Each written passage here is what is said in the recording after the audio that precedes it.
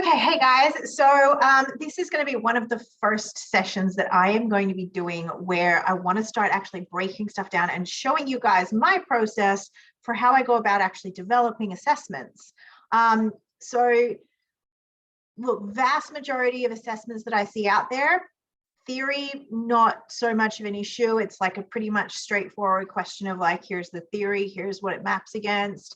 I think the vast majority of providers out there that offer training and assessment materials, their theory is pretty good. It's pretty well mapped. It makes a lot of sense.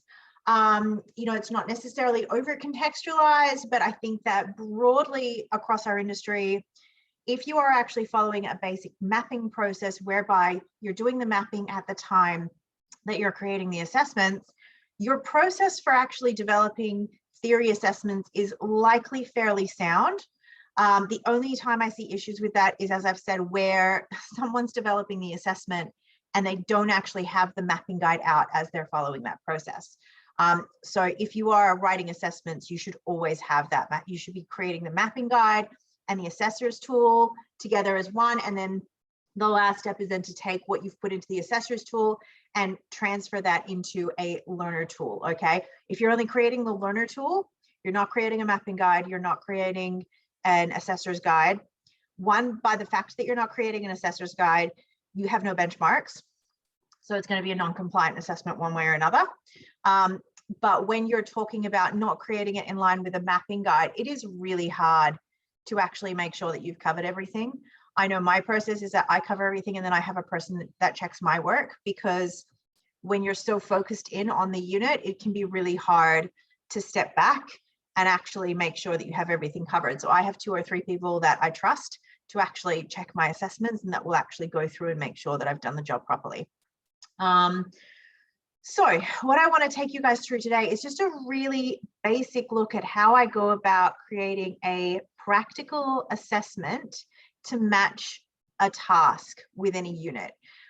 So I've chosen the CPR unit. It's just because it's a very, very straightforward unit. It's actually like one of the most popular, like most delivered units across the country. You've got first aid and CPR.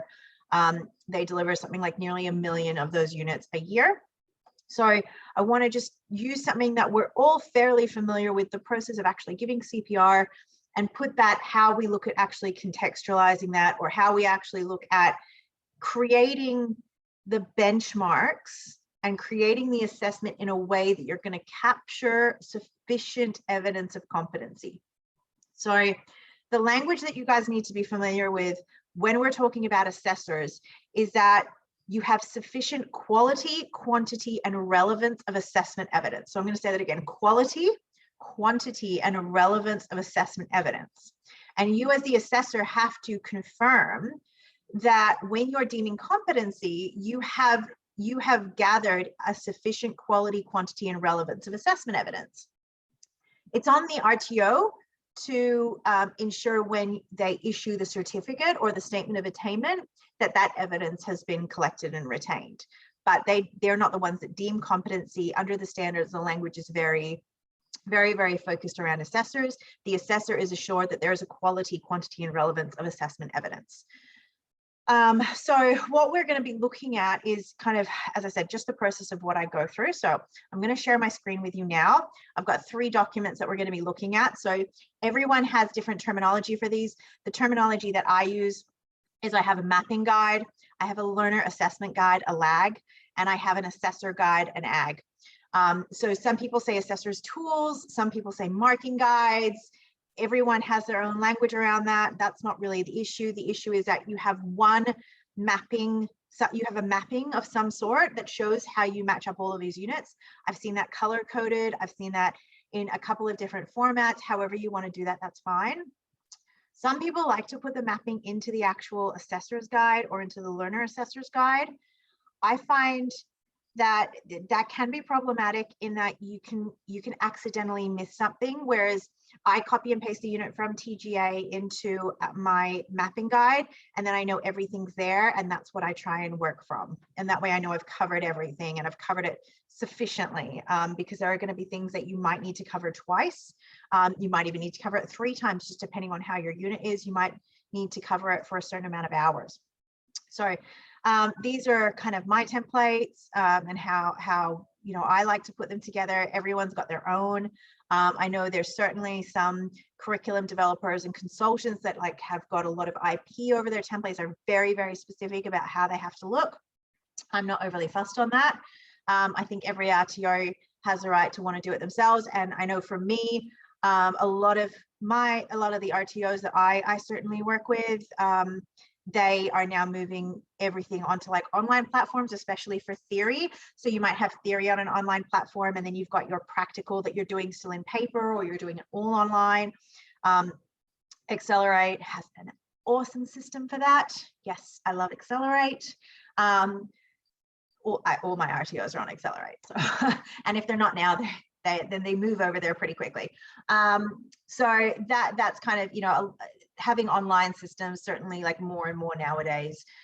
There's generally a component online, unless you're dealing with like specific groups that just don't deal well with online. And those groups are fewer and far between, because if you're talking about things like young kids who maybe really, really struggle with writing, I certainly find that kids nowadays are actually much better at typing or you know, texting than they are at actually physically handwriting. And I know even for me, like I'm much faster typing than I am with physical handwriting. So certainly for most younger people, I find anyone under the age of 40 is going to actually do better with their theory being online than they are with, you know, actually physically having to write it. And certainly the schools seem to be reflecting that more and more as well. When you're dealing with, you know, if your cohort was those that actually, you know, maybe don't know how to read or write, or have such low levels of literacy and numeracy, so in like the FSK packages and things like that, or if you're dealing with cohorts out in regional areas where you're really going to struggle to get internet access and things like that, then obviously there's going to be circumstances where, you know, online mechanisms are not necessarily going to work, and you are going to have to work in more of those traditional mediums. And also with older cohorts as well. So if you're dealing with people in like their 70s and 80s, they're probably, they may be better. 61 half dozen the other, because obviously with things like, you know, arthritis and stuff like that, that can cause hand issues as well. So anyway, let's get on to it. I'm going to share my screen. Okay, all right. So what we're looking at the moment, guys, this is my mapping guide. So as you can see here, I'm just going to focus on this criteria today. I just want to really basically show you like how my process is and where I see a lot of the non-compliances in assessment tools and validations and stuff like that I do with my trainers. So this particular criteria is following the prompts of an AED to deliver at least one shock. Now, most AEDs nowadays, they actually have voice prompts. So the voice takes the student or takes the person through how they need to administer. The key things that it doesn't tell you is it doesn't tell you exactly where to put the pads. And depending on whether they're a younger person, a baby, or an adult, that's going to affect where you need to place the pads, okay? And it, you know, it does say things like clear the area, but like, you know, actually watching how that gets done. So what we're going to be looking at with this one is what would be the things as an assessor in this area that we would definitely want to see in order to deem someone competent or satisfactory at doing this skill. So the first thing, as I said, I always create my AG first. So I've put AG in this one. I don't know why that is, but anyway, normally it's an AG. And this is the skill. So I'm just going to scroll up to the top here. So the activity, the broad activity is demonstrate use of an AED on an adult for this particular unit. Okay. So when I scroll down, I've got demonstrate the use of an AED on an adult to deliver a minimum of one shock. What I then do is I'm just going to outline the steps that I want to see the student take. Okay, so previous to this, obviously, we've given the assessor some evidence, some instructions at the beginning of the unit as to kind of how to structure the assessment and things like that. Within the TAS, We've told them all of the resources that they're going to need in order to be able to deliver this unit. Obviously for this, I think for this one, most of the TASs that I've seen would be the CPR as a standalone refresher or CPR in line with one or multiple of the first aid units. Okay, the steps that I'm looking for here are powering on an AED. Okay, AED can be used on an adult, child, or infant. They're going to follow the AED prompts. They're going to place the AED near the victim or casualty's head and power on the unit. Okay, depending on the module, they might require them to push a button, or it might turn on automatically when you lift the lid. Okay. All right, the next thing they're going to do is they're going to apply the AED pads. We want to see them expose the chest and wipe it dry of any moisture. Okay, so let's say in this particular situation, the student didn't actually dry the casualty. All right, that would obviously have a massive impact. It would cause major burns. Okay, so do I want to deem a student satisfactory if they've just dragged a person out of water, let's say as an example, and we're running this as a simulation. You've just dragged the person out of the water. Okay, they're not breathing. You've tried CPR, that's not working. What do you need to do? Okay, now you need to deliver the AED. And you go, okay, well, what are some of the things that you need to do in that particular context? So let's say you're teaching it to like life-saving. We want to make sure that they're going to dry that person's chest down, because otherwise they're going to give, massive burns and things like that. So that's something that, if I was teaching it in that lifeguard context, that would definitely be something that we would put a big focus on. Place one pad on the right side of the chest, place the other one just below the collarbone, and then place the other pad on the lower left side of the chest. So again, for me, placement is obviously crucial. If you don't place them in the right place, the AED has no effect. So if, for example, we see the student placing the pads in the wrong locations, that's not satisfactory for me, okay? Connect the pads to the AED if they're not already connected. Again, that's going to depend on the device. If there are two trained rescuers, one performs CPR while the other prepares the AED for use. The rescuer in charge of the AED will apply the pads around the hands of the person giving chest compressions. Do not stop CER while the AED is being readied for use. The AED will prompt you to stop CPR when it is time to analyze the heart rhythm. Again, AEDs actually do this, they actually say. So they say clear the victim. Okay, it leads them through all of the prompts. It's critical no one is touching the victim or his or her clothing while the AED analyzes the heart rate and delivers the shock. Okay, so again, let's say a student is doing this exercise and we're going through and we're assessing them. And one of the things that we notice is it says clear the victim. And there's the student with their hand remaining on like the arm, okay, as like a support mechanism or something like that. All right, immediately for me, that's like a nope, okay, sorry. Like you've now shocked yourself and now I'm dealing with two casualties as opposed to dealing with one casualty. All right, so again, the reason why we have these benchmarks is because these are kind of the key things that we want to be seeing in the task. Now, that's going to boil down to the assessor and your industry consultation and what you guys believe are the key things. So if we're talking about delivering this in a childcare setting, all right, along with HLT AID 004, or whatever it is now, I don't know, 13 or something like that. Some of the key things that we're going to be looking at, we're definitely looking at pad placement, okay, because we're going to be dealing with kids. We're definitely going to be looking at how they're supporting the victim through that process. So like that coaching and that calming and actually just keeping the crowd away is probably going to be something I'm really going to be looking for in that particular case. If we're dealing with it in the context of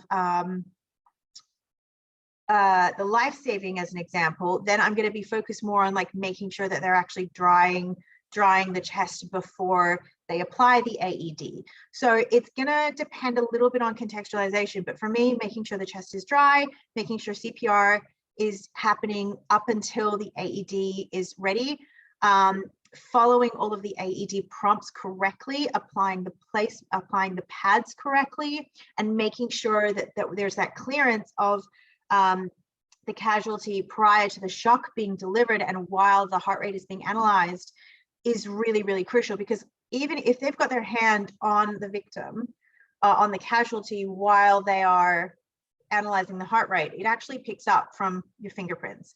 So it's those sorts of little things that, like, for me, are the crucial part of going, this is the difference between a student who's going to pass this assessment and who's not going to pass this assessment. And I know a lot of RTOs will be like, oh, but that's something we leave up to the assessors, like they're the ones who know their industry stuff. But every assessor might differentiate in that. So what if we have the life-saving assessor coming in to a childcare organization, what they're going to be focused on, and what we really need to, like, what that particular industry wants them to focus on may differ.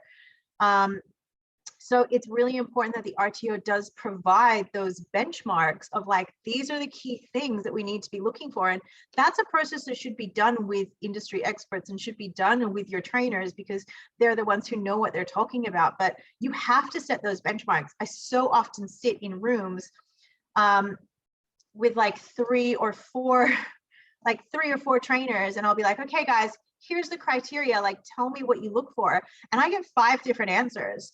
And they'll be like, well, no, this is like the key thing that I look for, and I'm not so worried about that. And another trainer will be like, oh, no, I'm really, really worried about A, but I'm not so worried about B. And I'm like, okay, guys, like, we've got to come to, one set conclusion as to, like, what are going to be the key things that we're going to look for. Is it going to be A? Is it going to be B? Is it going to be like 50% A, 50% B? So that's why we have benchmarks. If you don't have benchmarks, I really struggle to understand how you're going to justify reliability to me. Because as I've said, when I go and then talk to the trainers are going to give me 5 or 6 different responses to what the key thing is. So I can't guarantee that student A and student B, who have trainer A and trainer B, are actually going to be even judged on the same criteria, or they're going to be held to the same standard. So let's say I'm going in and I work with A, and like he's really focused on this, but he's not focused on something else. And then my next, the student in the other room, like when we get out of class at the end of the day, we're going, oh,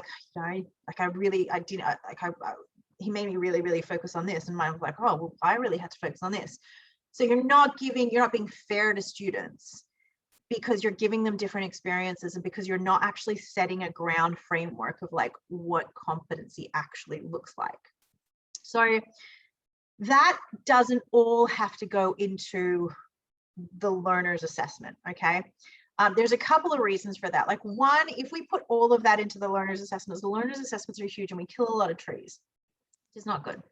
But also, we don't necessarily want to give students all of that information, because that's what we're looking for them to demonstrate. So if we tell them everything, there can be an argument that, like, they're just going to follow the steps, and really what we want them to be doing is to be demonstrating competency. So I'm going to share my screen again. Okay, so as we see, there's a lot of criteria that's now gone into the benchmarks for this particular one. When we then switch over to my lag, okay, that is all that is actually on there. Okay, so demonstrated correct use of an AED on an adult resource mannequin to a minimum of 1 shock. They're powering on the AED, they're applying the pads, they're clearing the area, they're applying the shock. Okay, that's kind of the prompts that we're going to give to the student, and that's what the assessor is going to sign off on, understanding that all of the benchmarks sit behind that. So I guess the next part of that is, like, as an assessor, do you actually know what your benchmarks are? If you don't know what your benchmarks are, go and talk to your RTO, please, because, like, that is something that you should actually be given. This is another reason why I actually like Accelerate and some of these online systems, because when assessors are actually marking this stuff off, the benchmark, so you've got your criteria here, and then you've got your benchmark sitting really clearly underneath it. So as you're taking things off as an assessor, you can actually really easily see what those things are. And that's when, certainly if you're fronting up to an ASQA audit anytime soon, or you're undergoing a validation session, you've got a consultant coming in to talk to you about your assessment tools and your assessment processes and things like that, that's something that you need to be able to justify, is how are you ensuring that your students are getting a fair assessment? How do you know what the benchmarks are for your organization? And how do you ensure that what you do and the standards you hold your students to are the same that the standards that every other assessor in the organization holds their standards to?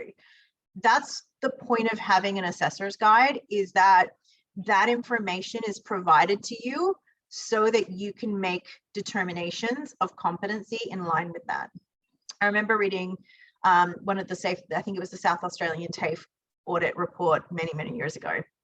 And within there, they'd interviewed a trainer and assessor. And they were like, oh, what about the marking guide? And the trainer and assessor goes, I'm from industry. I know what is required of my students. I don't need to have a marking guide. And they were like, okay, non-compliant, no, not non-compliant. Pissing standard 1.8, not fair, not reliable. And then, you know, obviously went into the review of the evidence and found out that that was exactly the case. So, you know, again, I go back to, you as the assessor are the one that is deeming competency. It says very clearly in there, the assessor is assured that the assessment is valid. Do you have a mapping guide? Have you seen the mapping guide? Does everything map across? When was the last time you actually looked at the unit of competency and what it actually asked for? You as the assessor are assured that the assessment is authentic. So you're seeing, in vast majority of these things, particularly with practicals, you are actually physically watching the student do it, whether you're watching them through a computer or whether you're watching a video or whether you're actually watching them do it in physical person. Okay, you're watching them do it. And you as the assessor are assured that there is a quality, quantity, and relevance of assessment evidence. All right, so, you know, I always prefer quality over quantity. I'll go quality over quantity every time. I think if you've got one really good, clear piece of evidence there, then you're fine, unless the unit requires otherwise. Quantity, look, I guess the only way I do back myself up with these is that I'll say quality, quantity, and relevance of assessment evidence. When I go for quality, I really make sure that I have all of those benchmarks and information in there about what the assessment should look like and what a standard is for what these particular tasks look like. With quantity, I will often back myself up through indirect evidence. Okay, so for me, indirect evidence is through things like job cards, incident reports, reflections, things like that. So with all of my practicals, context is often lacking, time is often lacking, location is often lacking. So I use a job card, which is really, really basic, straightforward. It's completed by the student. It can be done online or it can be done in hard copy. And it says, what was the date and time and location of the assessment? Then the student actually writes down like what the task is that they're doing in their own words. A lot of units have this criteria of like, student interprets task correctly or student interprets the job requirements. And I'm like, well, how do you evidence that? I evidence that by actually making the student write out what it is that they're going to do in their own words. Okay, so like for this particular unit, it would be apply CPR on an adult, apply CPR on an infant, and apply an AED, fill in an incident report. Okay, that would like literally those like 10 words would cover the 4 tasks that they were doing. I will often have them write out things like, were there any mitigating circumstances, or sort of like, was there anything you had to adapt for? So I like to throw in, I guess, like, you know, things that you might see in industry. So in a lot of my first aid tasks, I will occasionally play like a crazy, you know, person. So for example, someone who, you know, if they're dealing with a child, I'll pretend like I'm an overwrought mother. Not that hard for me to play, actually. You know, and like try and get in the way so that they've got to manage, you know, they've got to manage the people around them. You know, just little things like that. Like if we're doing a WHS assessment of a workplace, I will go and put out hazards. I'm very careful. You've got to be really careful about that, because it's got to be a hazard that like they can identify, but like that doesn't actually put anyone in really, really bad danger. So you do have to be careful about that. But most workplaces have got like they've got a tripping hazard, or they've got, like an item that hasn't been tested or tagged, or a tag that's out of date or something like that. So you want to put in those sort of things for them. So like risk, they'll talk about like a risk that they identified, and then a hazard, like a control that they've applied or something like that. So that sort of stuff, it's never more than like half a page, like a little page form. But it does provide that additional context that is often missing from assessments. And, things like, checking tools, so any tools that they had to check or, had to put away afterwards and things like that. So that for me is kind of that indirect evidence that the student has done these sorts of things. You can take photos, of course, you can do video nowadays. Look, photos for me are 50-50, like getting a photo of a student, like putting their hands on someone doing CPR, and I look at it and I kind of go, like, yes, it was done. I don't know whether or not it really contributes to quality, quantity, and relevance of assessment evidence. Video is fantastic if you have it, but then the storage requirements for that become really, really challenging, and they can become really, really expensive. So I guess if you are talking about video, I would generally do it selectively, or I would do it for programs where it's a funded program and you're going to have like the crap audited out of you. So if you're running programs up in very, very far regional areas with high need cohorts, and you're getting paid like a 300% loading for it, that would be something whereby I would understand taking some video, when you're commencing the unit, and taking some video from the completion of the unit as, like that supporting evidence of competency when you've got, it's unlikely that you're going to be able to take auditors out onto site and things like that. Obviously making sure that you get everything signed off in that process. So that's just a little bit about how I go about it. As I've said, like the key for me, guys, is if you are creating assessments, okay, please make sure you're putting in the benchmarks. And if you're creating assessments for units that you don't know, you need to work with an industry person. I know like currently I'm developing some units focusing on very specific trade related skills.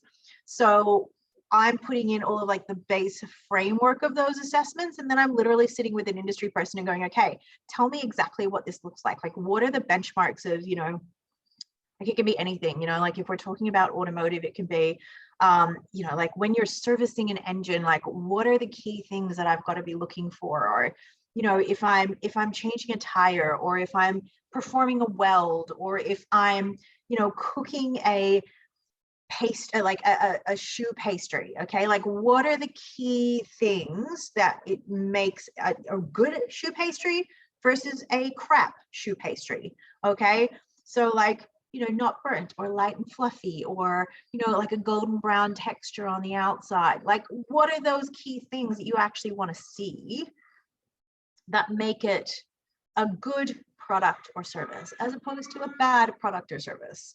And if you're struggling with that, start with the bad stuff. It's really easy to identify when something's done badly. So like if we look at like painting as an example, okay, if a sign of a good painter, if there's drip marks on the wall, if the color is uneven, if the lines are not straight, okay, those would be signs of a not satisfactory paint job. Okay, so then let's take the opposite of that. So no drip marks, the lines are all straight, the color is even. Those are signs of a good painting job. It is literally like that straightforward, is that you take the task, what is it when it's done badly, and what is it when it's done good? Okay, and what it's done when it's done well, that's what we want to see as your benchmarks. Please ensure you have your benchmarks there. Okay, put in your context, put in your benchmarks. If you are doing those two things, I can guarantee you're like 80% better than most of the people out there, and you will be a hell of a long way towards having a compliant assessment. That is it from me today. I don't even know how long I've gone for, but I'm sure I've gone for more than 10 minutes. So thank you very much for dealing with me and listening to me. I hope you found this helpful. I will have another one of these out in another week or so. Until then, take care. This is Lauren Hollows.